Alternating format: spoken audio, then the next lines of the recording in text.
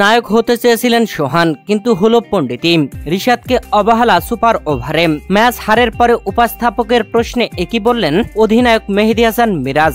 দর্শক, বাংলাদেশ ও ওয়েস্ট ইন্ডিজের মধ্যকার দ্বিতীয় ওয়ানডে ম্যাচে সুপার ওভারের নাটকীয়তা, টানটান উত্তেজনা, রুদ্ধশ্বাস লড়াই। মিরপুর পিচ নিয়ে সমালোচনা হচ্ছে প্রথম ম্যাচ থেকেই, আর আজ দ্বিতীয় ম্যাচে মাঠে নেমেও পিচের সমালোচনা। তবে বাংলাদেশ পরপর উইকেট হারালেও শেষ দিকে ব্যাটিং আসা রিশাদ হুসাইন বোলিং পিচকে বানিয়ে ফেললেন ব্যাটিং পিচ। তাণ্ডব ব্যাটিং এ মাত্র 14 বলে 39 রান করে নিলেন একাই। রিশাদের এমন ঝড়ো ব্যাটিং এ বাংলাদেশ পুরো 50 ওভার খেলে 7 উইকেট হারিয়ে সংগ্রহ করে 213 রান। বাংলাদেশের দেওয়া সেই টার্গেটে ব্যাট করতে নামা ওয়েস্ট ইন্ডিজ পরপর উইকেট হারিয়ে কঠিন চাপে পড়ে গিয়েছিল, যেখানে শেষ ওভারে যাওয়ার জন্য প্রয়োজন ছিল মাত্র 5 রান। বিশ্বাস রেখে অধিনায়ক মেহেদী হাসান মিরাজ সাইফ হাসানের হাতে বল তুলে দিলেন, আর সাইফ হাসান এসে বোলিং এ করলেন বাজিমাত। তবে পণ্ডিতি করলেন উইকেট রক্ষক নুরুল হাসান সোহান, যেখানে শেষ বলে যাওয়ার জন্য ওয়েস্ট ইন্ডিজের প্রয়োজন ছিল 3 রান। সেখানে সজোরে মেরেছিল ওয়েস্ট ইন্ডিজের শেষ ব্যাটার। বলটি ক্যাচ উঠে যায়, দৌড়ে গিয়ে ক্যাচ ধরতে যান উইকেট রক্ষক নুরুল হাসান সোহান। লাফিয়ে ক্যাচ ধরতে গিয়েও ধরতে পারলেন না, মিস করে ফেললেন।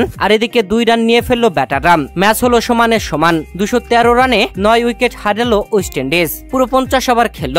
ম্যাচ গড়ালো সুপার ওভারে। আর সুপার ওভারে আগে ব্যাটিং আসা ওয়েস্ট ইন্ডিজ ব্যাট করে সংগ্রহ করলো 10 রান, 1 উইকেট হারিয়ে। বোলিং এ ছিলেন মুস্তাফিজুর রহমান। দর্শক, ওয়েস্ট ইন্ডিজ সুপার ওভারে বাংলাদেশকে টার্গেট দেয় 11 রানের। সে রানের টার্গেটে ব্যাট করতে নেমে বাংলাদেশ দারুণ একটা সুযোগ পেয়ে যায়, যেখানে প্রথম বল আকিল হুসাইন করলেন ওয়াইড বল, আর এরপরেই প্রথম বল করতে গিয়ে আবারও নো বল করলেন। সৌম্য সরকার আর সাইফ হাসান ওপেনিং এ ব্যাটিং আসেন। এখানে হলো পণ্ডিতি, যে ব্যাটার কিনা মাত্র 14 বলে 39 রানের ঝড়ো ইনিংস খেললো, সেই ব্যাটারকে আগে ব্যাটিং এ নামালো না।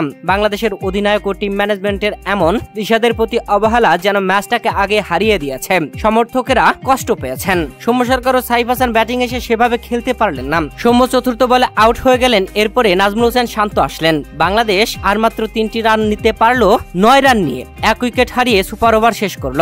ওয়েস্ট ইন্ডিজ 1 রানে জিতে গেল।